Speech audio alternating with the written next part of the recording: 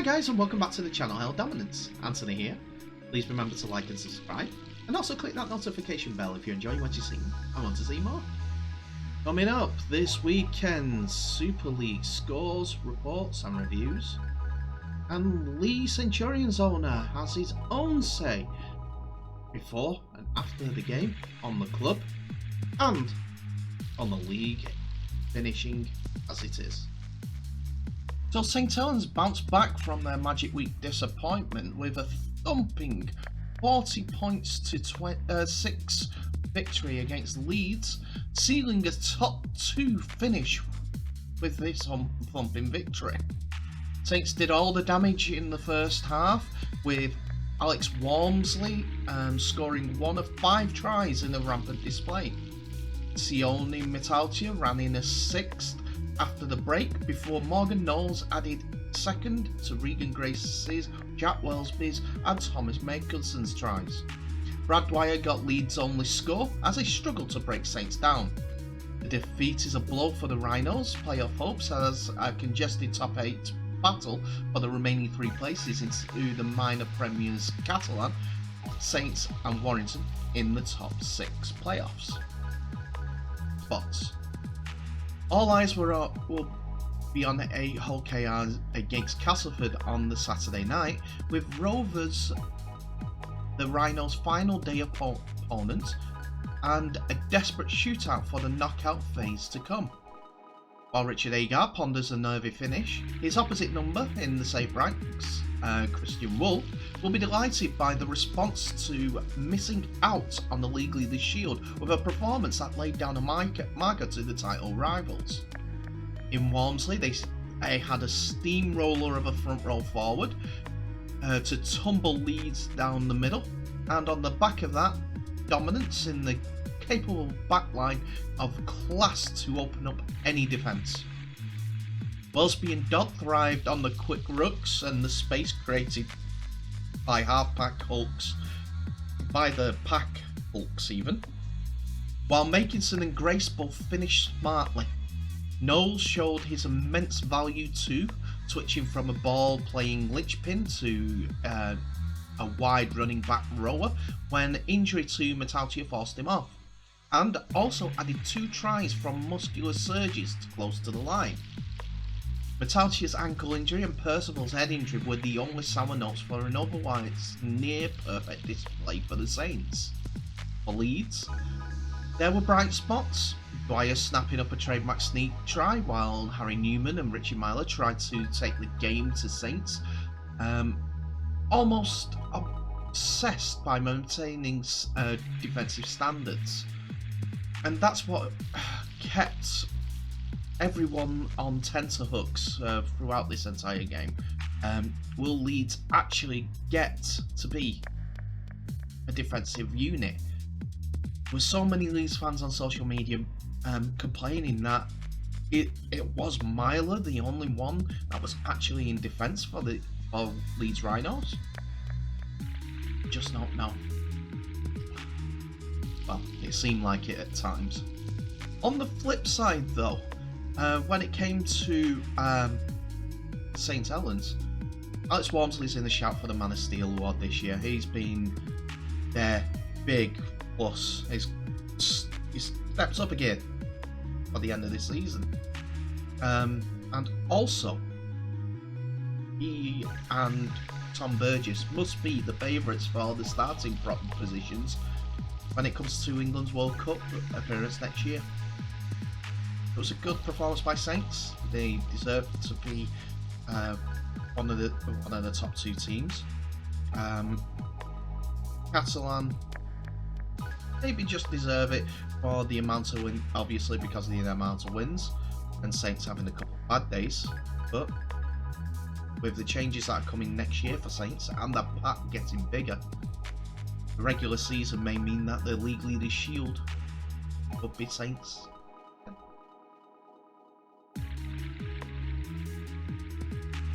So Wigan Warriors clinched a 4th place finish in the Betfred Super League and stuffed out Hull FC's lingering playoff hopes by grinding out a 10-0 victory in a scrappy encounter at the MKM Stadium. The Black and Whites were kept scoreless in their last game of the season as they succumbed to an 8th defeat in 9 matches and now look certain to finish in a disappointing 8th place in Brett Hodgson's first season in charge. Wigan, who still harbour hopes of a second successive grand final appearance, knew they could still be overtaken by Castleford if they lost their last 2 games and kept their fans waiting for an all-important victory as the teams played out a lacklustre, scoreless first half. That's a 13th scoreless half of the season for Wigan. Scorers Jake Bibby and fullback Zach Hardacre finally got the tries that secured a 4th successive win at the MKM Stadium, and with it a home tie in the elimination playoffs. Hull FC were without hooker Danny Houghton, rarely threatened their visitors' try line, particularly in the first half, and it was littered with handling errors, which was inexplicable in the perfect conditions. The only moment of note in the dismal first 40 minutes came in the 5th minute when Wigan failed to deal with a high kick from Jake Connor, and again operating a standoff, and loose forward Manu Mato picked up the loose ball to force his way over the line, only to be held up. In a rare cohesive attack, should I say, Hardacre managed to put scrum half Harry Smith into a gap on the whole 20-metre line, but he was brought back for a forward pass. Scrappy. Hardacre also caught the eye in defence as he cleverly kept the ball in play from Connor's attempted 40-metre kick, 40-20 kick, should I say. While winger Liam Marshall lit up a Monday proceeding with a dart through the middle of the home defence until running out of space. Thankfully, both sides looked rejuvenated by the break, and it was Hull who created the early opportunities in the second half. Connor got fullback Jamie Shaw into the gap, but the Wigan defence scrambled in time, and Marshall pulled off a timely intercept to halt another dangerous attack. The visitors, who had Oliver Gildart back after injury, weathered the storm and struck on the 52-minute mark as Bivy got on the end of Jackson Hastings' lofty kick to score his 13th try of the season. Hardacre was wide with the conversion attempt, but he was more than made up for it with his side second try as he chased his own grubber on the last tackle and profited from a kind bounce. The fullback added the conversion this time, and Wigan successfully withstood a late onslaught from Hodgson's men. Shaw was thrown back from the line, and Fijian winger Mitiele Vuliki Japani, making his first appearance since July, had a try disallowed for a forward pass. I hope both of these teams pick up, whether it be next season or in the playoffs for each side, as it has become a scrappy league this season. Don't know what has gone on, but at the end of the season, they all don't seem to have enough about them. And it will be the ones that are consistent that win the grand final. In an exception to the rule, like last week in the Magic Weekends, there was a great game at the Halliwell Jones Stadium as George William landed a drop goal in golden point extra time to give Warrington a dramatic 20 points to 19 Super League victory over Salford at the Halliwell Jones Stadium. In a breathless finale to the 80 minutes, Warrington looked to have sealed the victory when Williams landed a drop goal with 3 minutes to go to edge his side ahead at 19-18 going into the final few moments. But Tuilola here level matters a minute later with a 1-pointer to tie it up at 19 points to 19. And then, with the last kick of the game, obviously, Williams landed another drop goal, but it was ruled out by referee Scott Michalowskis for a Salford defender being obstructed. Hey there, Roosters. Christian Inu was just off target with the first drop goal attempt in the extra time for Salford, but Williams did not miss with his effort to give his side a dramatic victory. A much weakened Warrington outfit also claimed tries through Matt Davis, Matty Ashton and Josh Chandler, with Gareth Widdop landing 3 goals. Ken Seo scored 2 tries to take him clear at the top of the Super League's try scoring charts with 17, while Lollahea also touched down and Morgan Escray added 2 and Inu kicked the goals. The Wolves were already assured a 3rd place finish and completed the regular season at Castleford on Thursday night, before having a home tie in the elimination playoff game the following week, with their opponents still to be decided. The visitors made the perfect start and they were ahead after just 7 minutes when Lollahea's long pass allowed CO to crash over in the corner.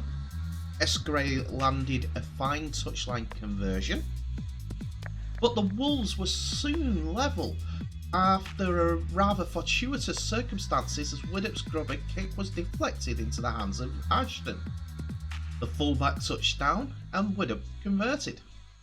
Warrington then looked to have had a stranglehold on the proceedings with 2 tries in the 4 minutes, that giving them a 16 points to 6 advantage. Davis snuck over from dummy half, close to the line, and then Blake Austin, excellent looping pass, gave Charnley the space to dive over spectacularly in the corner, with Widdop adding the further conversion. But in the dying seconds of the half, Salford were given a lifeline as Ashton coughed up possession on the halfway into the hands of a grateful Ken Seo, who raced 50 metres to score his 2nd of the game. Escray conversion cut the lead to 4 points at 16 points to 12. Both sides probed for the first crucial try of the second half, and it went the way of Salford Red Devils on the hour mark when Chris Atkins' break was supported by Lollahea, who took his pass to score and Inu converted to edge his side's 2 points in the lead. But in a frantic finale, Danny Addy was sent to the sin bin for a high tackle on Ellis Longstaff, with 5 minutes remaining on the clock, which allowed Widdop to tie up the scores with a penalty before the late drop goal drama and the Williams extra time win.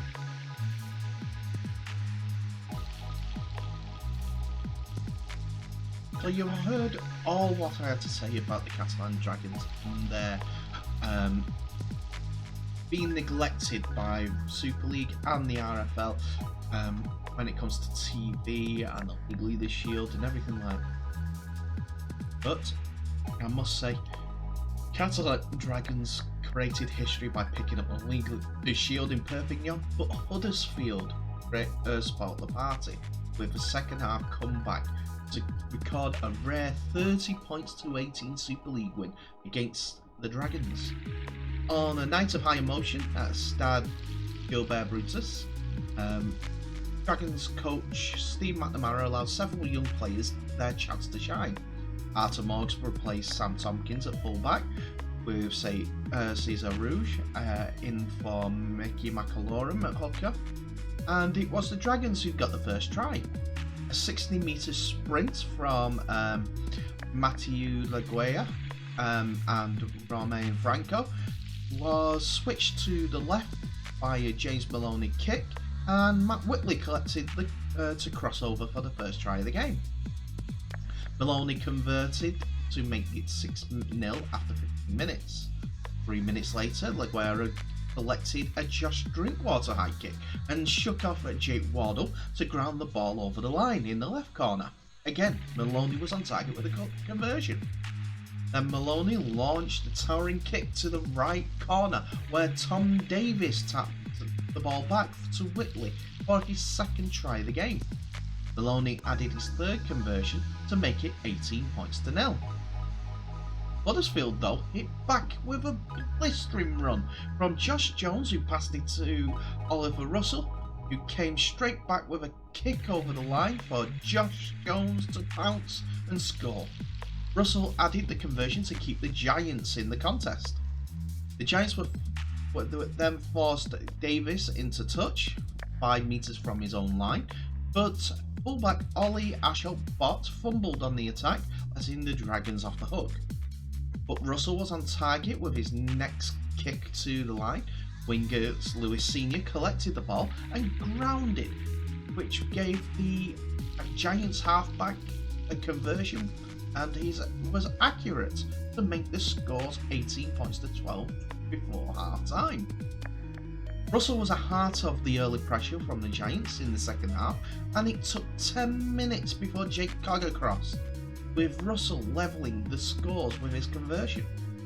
Ashot-Bott struck another try from the kickoff with a measured 45-metre dash, shrugging off 4 defenders, with Russell again on target to silence the French crowd, putting Huddersfield ahead for the first time in the game at 18 points to 24. The killer blow was struck 10 minutes from the end when prop Matty English forced his way over between the posts for a try, giving Russell the easiest shot at goal for the night, and putting the Giants 12 points in front, and Huddersfield were full value for that lead.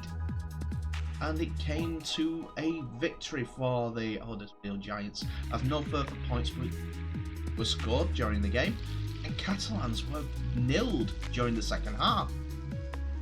Yes, it was a much depleted Catalan side, so they could save them, but everyone was there. The defeat could not take the gloss off the emotional scenes which followed the final hooter, as the supporters cheered their first ever Super League table-topping trophy for a French side. The supporters and the squad will now look forward to the next match at Brutus, a semi-final which could see the Dragons take an even more historic step, potential of a victory and an appearance in the grand final.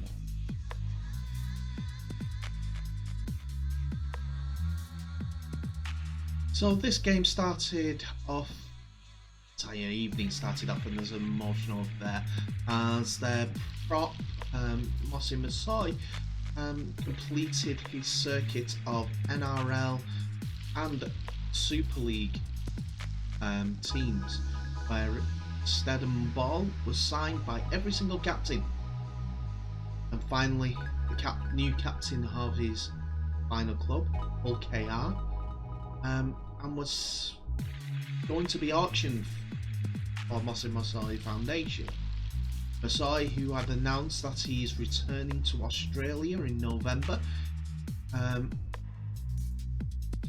gave a few words to the crowd, how he loved Hull, how it's been one of the longest periods that he's ever stayed in one place, and he considers Hull as his second, but will now return to Australia to enjoy his retirement.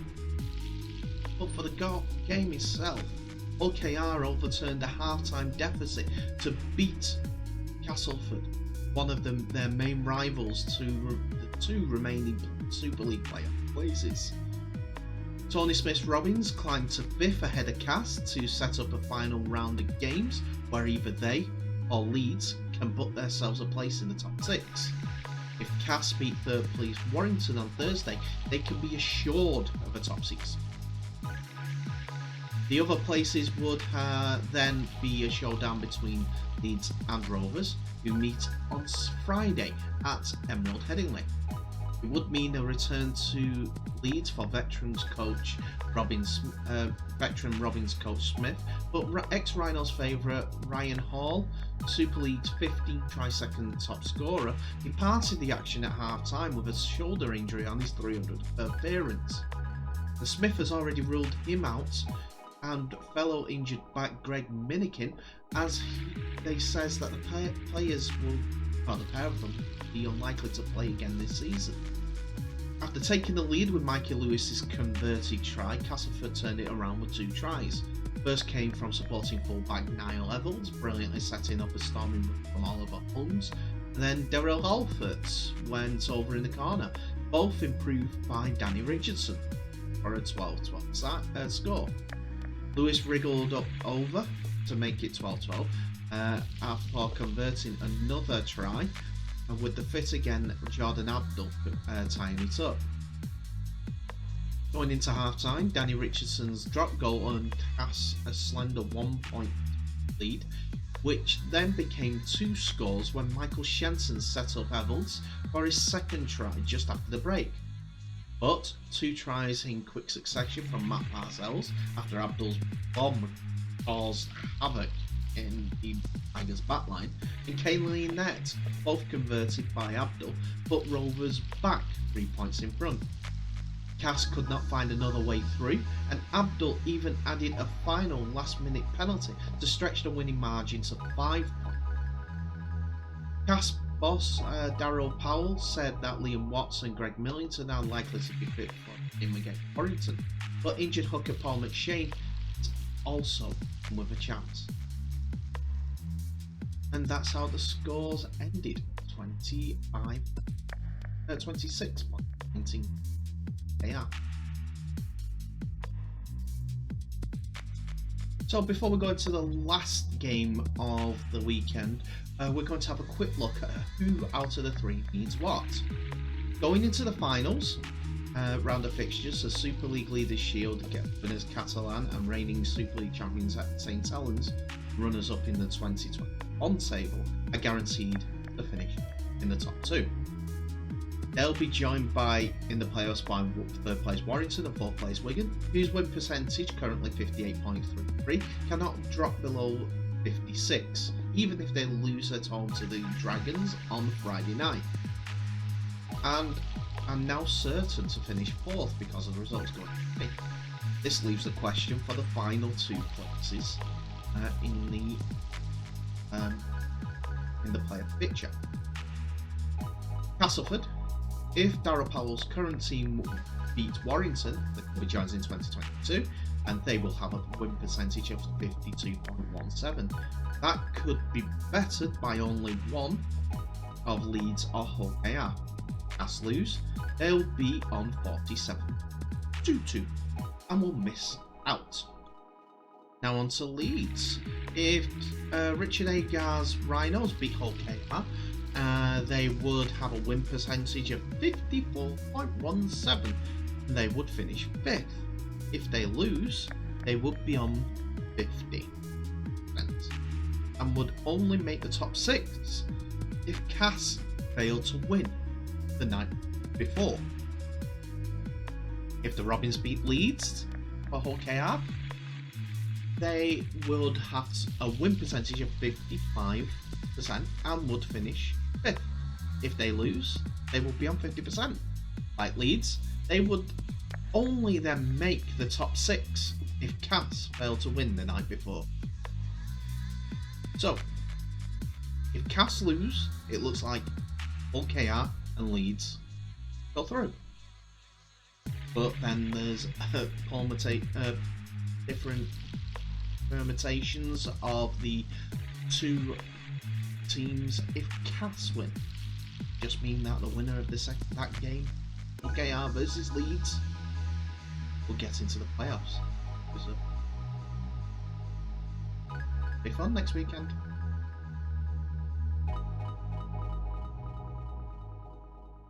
So, this was an interesting game, as Ryan Briley scored a hat-trick and finished with 18 points as bottom of the table. Leigh stunned Wakefield 16 points to 18 to deliver the perfect response to pre-game criticism from Leigh owner Derek Beaumont. Fullback Briley's treble also included his 200th career touchdown, as Trinity lost for the only 2nd time in the 6 games under interim boss Willie Poaching. Leigh finished the game with 11 men with Ryan Briley and Butler Simbin, but held on to claim a 2nd win of the Betfred Super League campaign. In his programme notes, Beaumont had slammed his side second half collapse against Hull KR at Magic Weekend as an absolute disgrace and weak. He also added, it was a complete collapse, a surrender of belief and desire and will to give the pride to a situation. I feel hurt by it and still do. Do I care what response I get as a result of reading this? Not at all, as they can decide what history they want to be a part of and how they represent themselves. This is a stinging rebuke his stinging rebuke struck an early chord as Leigh set about ending their home campaign on a positive note. There was no lack of effort, as prop Adam Sidlow crashed over after 10 minutes and Brierley followed up Jack Logan's kick to register his landmark try 5 minutes later. Brierley added one conversion to put the Centurions 10-0 in front. However, Kurt Haggerty's men have imploded too often this season, and 3 tries in 14 minutes put the visitors in command. Reece Lynn followed up his own kick to touchdown after 20 minutes when Kalepi Tanganoa and David Fifita crashed through some suspect defence to wipe out Leeds' advantage. Mason Lino improved all 3 tries to put Trinity 18 points to 10 in front, and they should have scored again before half time, but Lee Kershaw and James Batchelor and Lynn contrived to spurn a glorious opportunity on Lee's left flank. It was almost winger Kershaw's last involvement before he was helped off after a heavy tackle. Centurions forward Nathan Mason suffered an even heavier knock in the last play of the half. The former Huddersfield and London Broncos prop received lengthy on-field treatment during the interval before being carried off on a stretcher. Referee Robert Hicks put the incident on report before the teams resumed the final 40 minutes. Leigh were again quick out the blocks, and centre Ian Thornley broke down Trinity's right, and Braley backed him up to claim his second try. And he's completed his hat-trick 55 minutes into the game, and goal both to edge Leigh into a 22 points to 18 lead. Wakefield tried to hit back, but referee Hicks disallowed possible scores from former Leigh favourite Liam Kay and Batchelor twice. So when recent Australian signing Sam Stone grabbed his first try with 13 minutes left, Centurions took a vital 2-score lead in a valuable buffer when Butler was yellow carded for the use of an elbow and Brierley for a professional foul.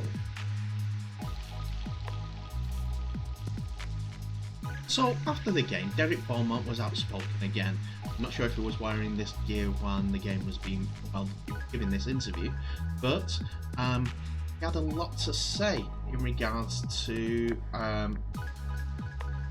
Leigh's relegation possibilities, and also Toulouse being promoted, and also the fairness of how it is in one on Featherstone.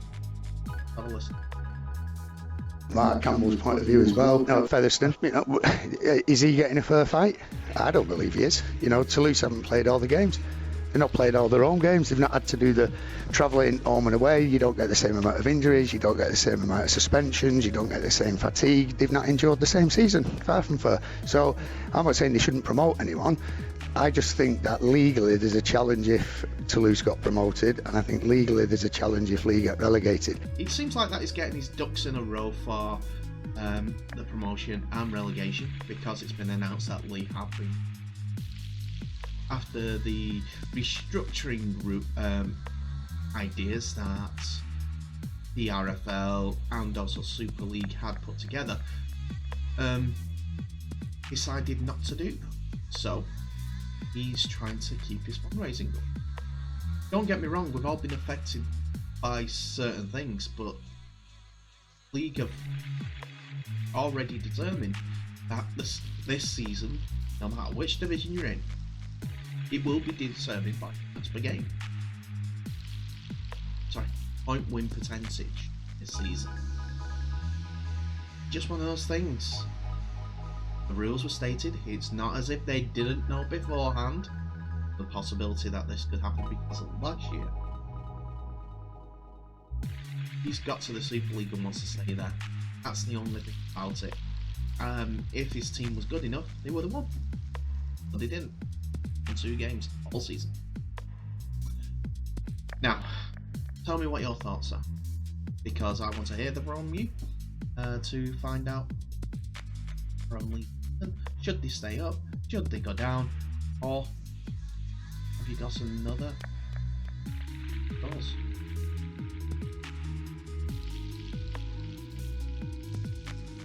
And that's it for another video, ladies and gentlemen. Thank you so much for watching. Please remember, like, subscribe and share this video worldwide. Share your videos online and tag 3 mates in. Get them to tag 3 mates in. Snowball effect. Let's get the biggest sports in the world. Only you and I can do it. I'm telling you, we can do it if we spread the word. There is always people out there that you know that have watched a rugby league game, not fully committed to the sport. Me and you. So, like, subscribe, share this video worldwide. Stay safe. All the best. Thank you so much for watching. I'll see you in the next video.